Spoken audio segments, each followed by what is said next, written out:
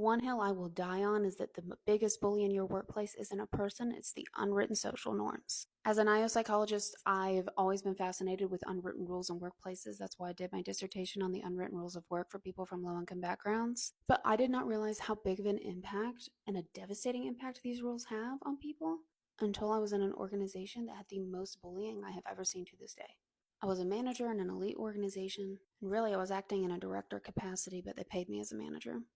I found out when I onboarded that they had had many complaints of racism. The complaints weren't directed at me, but I was initially part of the problem because I did not see how the complaints were related to racism. At that time in my life, I had spent 4 years really intentionally learning more about systemic racism and unlearning a lot of it in myself, but I still didn't see what they were talking about because I hadn't seen anybody in the workplace directly talk about race. And this blindness to racial issues was one of the first experiences of unwritten rules that I had noticed, that I learned to notice outside of class, which I was already noticing. And to complicate everything more, there was a ton of bullying, even within the groups that had the complaints. They complained and blamed leadership, but they also fought and bullied each other to the point where several of the entry-level employees quit and told us it was because of the bullying.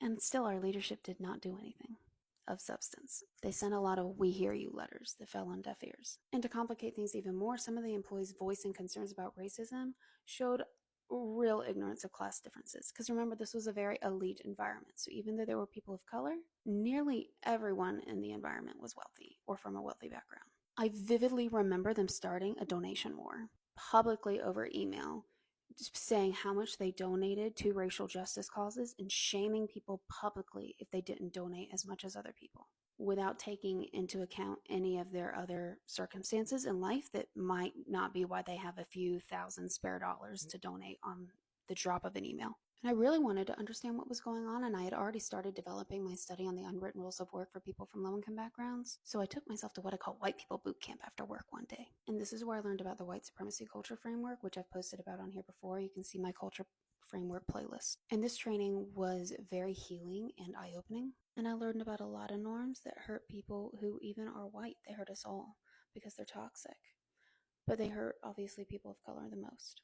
And not only were these norms behind a lot of the racism that people had justifiable complaints about, I do think they were also part of why there was a culture that allowed so much bullying. One of the facets in that framework is perfectionism, and that's where you weaponize. If you see something that is imperfect, then you use that as an excuse for the injustice, blaming the victim for why they're unjust. So, for example, if I only looked at how their behaviors were classist and used that as an excuse to not listen to what they were saying that were very valid concerns about racism, then I would be weaponizing perfectionism. And this experience inspired me not only to take action in that work environment, but also inspired the second paper of my dissertation, which was "Do the Unwritten Rules of Work Uphold White Supremacy Culture?" So at that time, I updated our hiring system to make sure we were hiring based on skills and interest and not just prestige. I brought in a lot of diverse trainers and made sure to talk about what I'd also learned in that training with our employees. I implemented a no bullying policy. I made sure I rewarded teamwork, not just individual behaviors. I worked with other managers to incorporate listening sessions with our leadership and with our employees. I started involving employees earlier in the processes instead of just sticking them with the outcomes, whenever possible, whenever I had control. And this didn't mean that everything was perfect Candyland after, but it did help us address some of these unwritten rules and improve our work environment. So all these years later, I'm still learning all the time. As you know, I'm still collecting data on what are unwritten rules in your organization, and that is linked in my bio, people. Don't think I forgot to put that plug in here. But I do these things to help organizations identify unwritten rules in their environments so they can mitigate a lot of these harms as well. Because bullying, harassment, and all the isms have a negative impact on people and their businesses. If you're struggling with a similar situation in your organization, shoot me a message. Would love to work with you. And remember, ignoring a problem doesn't make you look tough. It makes you look incompetent.